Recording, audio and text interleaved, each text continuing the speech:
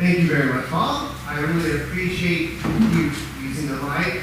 I will try to do the same. If y'all can't hear me, just wave, tell me to speak louder. It is a joy always to share a word from the Lord with everyone here. Today we're going to be continuing to look at music, at sound, at memories, right? You hear words like forget and don't remember, yet we also hear and know the power of memories in our lives. Earlier this week, I had asked people in this congregation to share sounds that triggered memories for them. We had some beautiful responses. We had sounds of joy, like ice cream trucks. We had sounds of relaxation, like waves crashing on a beach. Earlier this morning, we had the sound of raindrops falling on the roof, right? We had sounds of joy, sounds of peace. But people also lifted up powerful sounds that don't get categorized as easily. Sounds of a heartbeat monitor in a quiet room. Sounds of a newborn baby crying out for the first time. Sounds of absolute silence and stillness, right? You can't hear anything. But sometimes that silence can be one of joy, one of fear, one of uncertainty. When we have these powerful memories get flooded up, they bring them up in our life, right? They can be good, they can be bad. But we are people, creatures of memory, of stories. We get triggered when we see certain things. We get triggered when we smell certain things. A young girl brought homemade bread this morning. Who can just remember the smell of homemade bread coming out of the oven, right? So many hands. It brings up stories in our lives. And those stories are so powerful. Sometimes we forget the power of sound to do that very thing. Sound has a way to not change just how we are, but for us to remember powerful moments from our past. A good song changes our mood, right? A great song gives us goosebumps down our entire body. But the best songs are those that transport us to a different place or time because they tell a story and bring it up and join it, ours with theirs. And the whole world gets a little bit smaller. We hear those oftentimes when we sing in church, for those of us that love that music. But there is a certain sound, probably very few people in this congregation have ever heard, that's probably the most powerful sound the Jews in the day of Jesus and long before could ever hear. It's a sound that every time a Jew hears it brings out those incredible memories and stories. It's a sound that reverberates through their highest of holy days, which starts today. It's called Rosh Hashanah. It's a day that Jesus would have celebrated with great exuberance, and it would have started with this very special sound of a shofar. We're going to try to play it. I don't know if it'll work with our sound system. Can you try?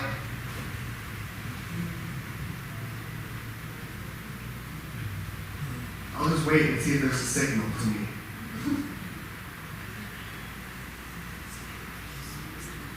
Okay. So, if you get a chance, please just look up on YouTube a shofar. It's a ram's horn. It's a horn that is blown every single Sabbath morning. It's a horn. The melody rings out and calls the people to worship. It's like the church bells for us today in a way. But it's more than that. Because this sound is a sound that they are told brings about memory. Because on the highest of holy days, Rosh Hashanah, it literally means the festival of the horn, of the trumpet blowing. It is the time that calls all of Israel to remember that God created the universe. It is the day that brings about the creation of all that is. For 10 days they celebrate. And for 10 days they hear this horn play a series of beats over and over again. They are asked to hear it over 100 times in 1 week. And every time they hear it, they are asked to do 3 things. They need to remember, just as we do, that God is the King of the universe. That God is the one that wove it all together. That God is so much more than we know, what we have seen, and what we remember. God crowned him king. The second thing they're to do is to remember the actions of the world.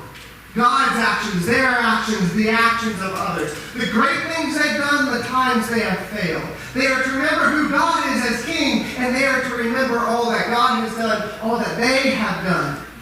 And sometimes when we go down that memory lane, we have the good and we have the bad, right? You see, Rosh Hashanah has a third component that they are to do, and that they are to remember grace. The need for atonement, the need for forgiveness, the need for letting go, for turning, for every day being a new creation, every opportunity being made new for us in Jesus. They have 1 week in order to do this. We can come face to face every moment of every day. What a gift, right? What a gift. They have crowned him as king. Remember all that you've done, and remember to forgive and ask for forgiveness. This high holy day, the highest holy day of the entire Jewish calendar, ends 10 days later on the Day of Atonement. The day in which they go and pour everything out to God, ask for the forgiveness and say, Lord, I want to turn over a new leaf. Help me be a new creation. Help me be a new person. It's a powerful memory for any Jew. But what about our memories, right? I mentioned when we walk down memory lane, we have the good and we have the bad. We have those things that lift us up, and we think it can't get any better than this, right? This is the greatest it will ever be in our lives. And then we have those times in our life that seemingly every time we bring them up, they weigh us down to the point that we can barely move forward. Either end of the spectrum shackles us. It shackles us in ways we don't realize. Because when we believe the best is behind us, that things can't get any greater than they are right now, where's the hope for the future? And when we believe that life is so hard, that the memories are so painful, that they weigh us down to the point that we can't move forward, where's the hope for the future? That is why the 3-step process is so important. To crown him as king, to remember, but then to go and give it all to God. And so there's a song, another one, which you won't be able to hear. But when I thought of the shofar, when I thought of the sound in the song of remembrance for the Israel people, I had a sound come up in my life. It's a song called Taps. Have you ever heard Taps? It's a weighty song. It's a song that's filled with emotion. And I want to tell you the story about it real quick, because it's a song that has spread across the entire globe, and people of all nations and races play it. It's a song that started in the Civil War.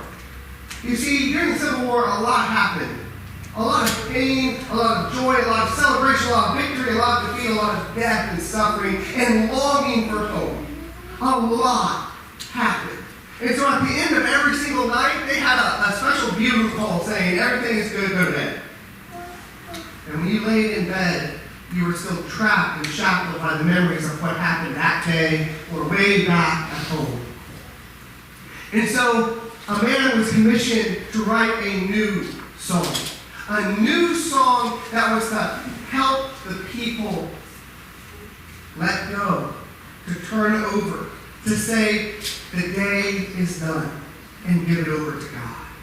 Tomorrow is a new day. And they wrote this song called Taps.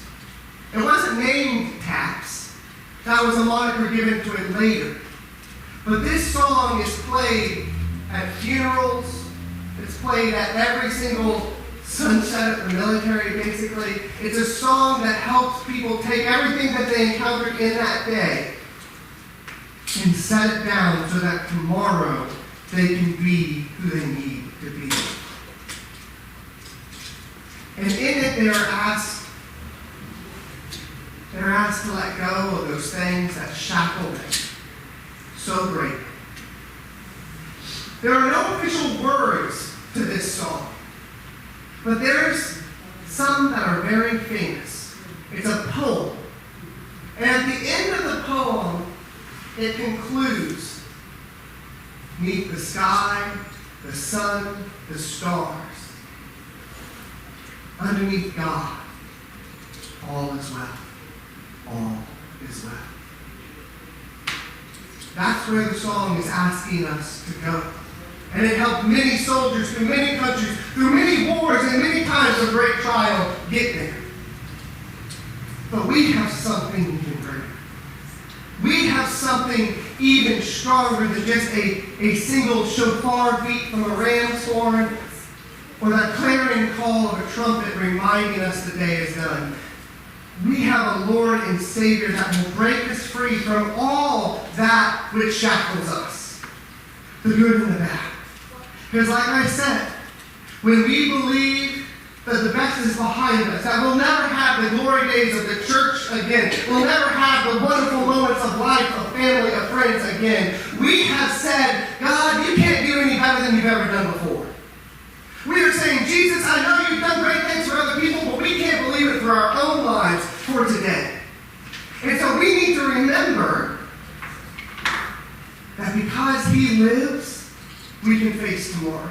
That because He lives, it can be even better tomorrow than it is today, than it was in the past. Whether it was the greatest moments of your life that you still remember, or the hardest difficulties that you can't seem to let go of, there is a man named Jesus, a God named Jesus, a brother, a friend named Jesus that's saying, I'm walking with you, and I'm walking you into a future you can't even dream for yourself. Because you've forgotten how to build the big dreams. To dream like God dreams. A dream that can build a universe from dust and stars. A dream that can say, Dad, I can laugh at you. You can't hurt me anymore. A dream that says, those people that have always been your enemies, they're going to become your brothers in Christ. That dream in which those sisters that you have always put down, they can be leaders before you. Those dreams in which nations and races and outsiders become family around a table, and that nothing can uninvite you from the dinner party. There's a dream bigger than us, bigger than this church, bigger than the church we can see in the world. There's a dream that God has, and God is calling us into, and that dream is better than anything we've ever seen before. And it's a dream better than any of the hardships can keep us from. Because it's a dream in which the world is made new, and there is no more tears, no more pain. There is joy, endless joy. It's singing, the sound of angels ringing through the air like the notes of a waterfall hitting rocks. That thunderous roar that fills the atmosphere that every fiber of your being can feel. That's dreaming, right? That's a song. That's a memory of all that will be, all that can be, all that God is calling us forward into. And so I want you to hold on to the good memories in the past, to share them, but not be limited by them. To remember all that God has done, but to say, God, I know you can do even more. And I want to ask for it. Not just for myself, but for my neighbor, my brother, my sister, my countrymen, this world. It's the power of prayer, living prayer, in a story, in a song, and in a sound. The Day of Atonement, every day you walk with Jesus. And so there's a song I want to sing at the end of this. And it's because He lives. Because He lives, we can face tomorrow. Because He lives, tomorrow can be greater than today. And so I just want to invite you to sing it with me. And when you do, hold the good and the bad together and say, Jesus, thank you for being with me in it. But know you can do more. Lead me, lead us to more. And so let's turn and let's sing Because He Lives.